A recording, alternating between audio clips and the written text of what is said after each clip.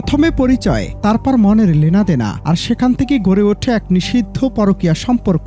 একসাথে পথ চলা, অসংখ্য গল্প আর একান্ত সময় কাটাচ্ছিল দুজন মানুষ। কিন্তু রূপকথার মতো শুরু হওয়া গল্পটি যে এত দ্রুত এক রক্তহীন করা ট্র্যাজেডিতে রূপ নেবে তা হয়তো ভাবেনি কেউ। বিয়ের কথা উঠতেই বেঁকে বসল প্রেমিক, আর প্রেমিকা যখন সব ফাঁস করে দেওয়ার হুমকি দিল, মুহূর্তে বদলে গেল দৃশ্যপট। বিশ্বাস অর্জনের নাটক করে অতি সূক্ষ্ম পরিকল্পনায় প্রেমিকাকে হত্যা করে হাওয়া হয়ে গেল ঘাতক প্রেমিক রাজ্জাক।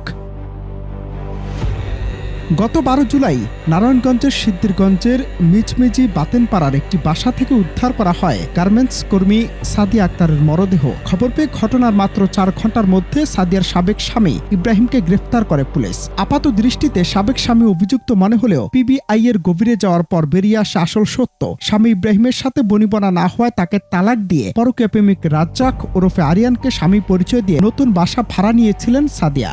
তবে সে পরকীয়ায় যে সাদিয়ার কাল হয়ে দাঁড়াবে তাকে জানতো। ডিসিস সাদিয়া 23-এর ভাড়াটিয়া বাসায় একজন ক্যাব পরিহিত ব্যক্তি আসা যাওয়া করে, প্রায়ই আসা যাওয়া করতো, এমনকি সেই দিনও আসা যাওয়া করেছে।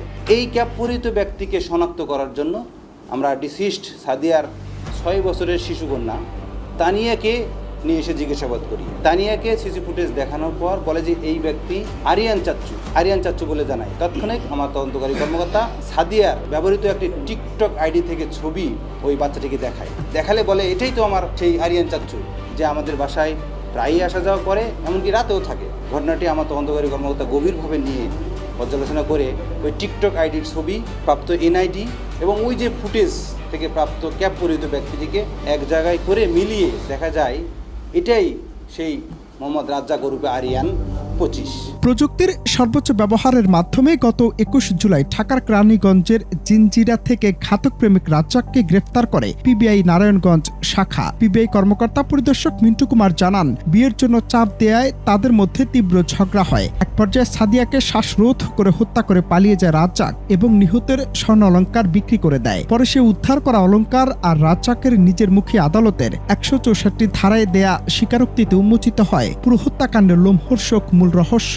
আরিয়ানকে জিজ্ঞাসাবাদ করলে ডিসি সাদিয়ার সাথে তার পরকীয়ার সম্পর্কে লিপ্ত থাকার বিষয়টি স্বীকার করে এবং এই পরকীয়াকে কেন্দ্র করেই সাদিয়া যখন তার ভাড়াটিয়া বাসায় চাপ সৃষ্টি করে যে তুমি আমাকে বিয়ে করছো না কেন, এই কথা কাটাকাটির জের ধরেই সাদিয়া একটি চড় মারে। এই চড় মারার পরে তাদের ধস্তাধস্তিটা বেড়ে যায়। এক পর্যায়ে এই আসামি আরিয়ান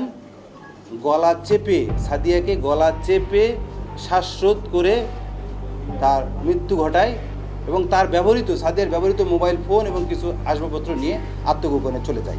সাময়িক আবেগ আর নিষিদ্ধ সম্পর্কের পরিণতি যে কতটা ভয়াবহ হতে পারে, নারায়ণগঞ্জের এই নৃশংস হত্যাকাণ্ড তার এক নির্মম দলিল। চালকের মুখোশ পরা রাজ্জাকের শেষ রক্ষা না হলেও ছড়ে গেল একটি তাজা প্রাণ।